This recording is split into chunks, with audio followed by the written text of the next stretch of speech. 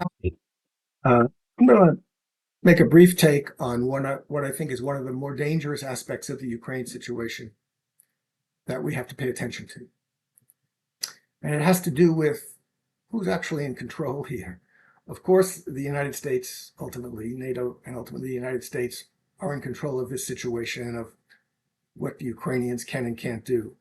But there's another sense in which Zelensky has a hold on the United States and is able to control or at least severely influence what they can do. And that has to do with the result of the negotiations in last April, where Ukraine, as Putin has shown the receipts, there was a settlement that the Ukrainian negotiators had initialed, and there was a peace settlement that would have been possible. But Boris Johnson flew in on the orders of the United States, for sure, and told Zelensky, you can't sign this agreement. If you sign this agreement, we, the United States, Britain, NATO, EU, will not support you anymore. We will withhold our support from you. That was the stick. It was a threat. But the other side of that, and it's impossible to consider that there wasn't this other side of that, was the carrot, which was if you don't sign this agreement and if you abandon the negotiations, we will give you everything you need to defeat the Russians. That must have been said to Zelensky to get him to abandon the negotiations. So since then, that's why Zelensky has been able to demand more and more and more, because they got to give it to him. When they made that promise, they thought that they were omnipotent. They thought the Russians were weak. They thought the political, military, and economic weapons they had would easily defeat Russia in a few months because Russia couldn't stand the sanctions, because our high-class artillery would come in and decimate the Russians. That didn't happen. And it's not happened. And none of the weapons they've given, none of the economic weapons, none of the military weapons have been able to defeat Russia. And Ukraine has been devastated in the meantime, hundreds of thousands of casualties probably since that time. So this is why Ukraine and Zelensky is in a position now to continue demanding, you must give me anything else I need. I wouldn't be in this position. I would have signed an agreement and had 100,000 fewer casualties a year and a half ago if you had let me. You told me that you were going to give me everything I need. You got to give me everything I need. That means, of course, air power, first of all, now, whether it's NATO pilots or Ukrainian pilots, NATO air bases or Ukrainian air bases. But of course, that won't be enough either. So ultimately, it's going to be you have to do something. You have to come in directly.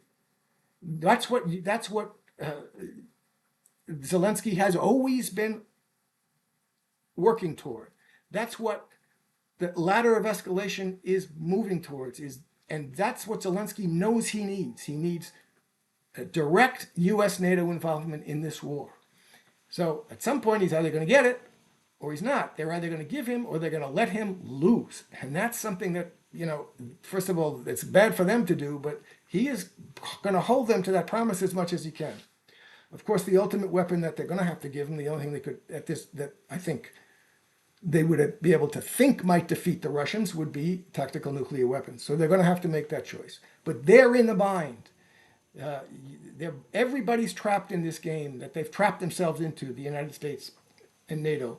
They trapped themselves into it last April when they said that to Zelensky, and he's not going to let them forget it. And this is a kind of death dance that both of them are involved in, and it's not clear at any given moment who's leading that dance.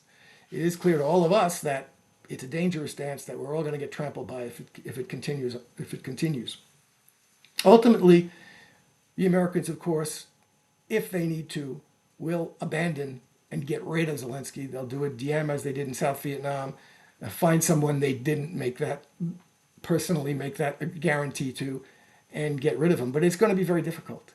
So this is part of the danger we're in now and part of the difficulty and why it's very hard to see who's going to back down on this and why even though the United States has control, Zelensky has a lot of control over the situation, and they're trapped in it together, and we're all trapped. in what the consequences of that death dance are. Anyway, that's my brief take on that for the time being. Please like and subscribe. Subscribe to me on the Polemicist. Subscribe to me on my Substack. Jim Kavanagh's The Polemicist Substack. Follow me on Twitter at @thepolemicist_, and we'll see how this develops. That's what I'm talking about today. Thank you.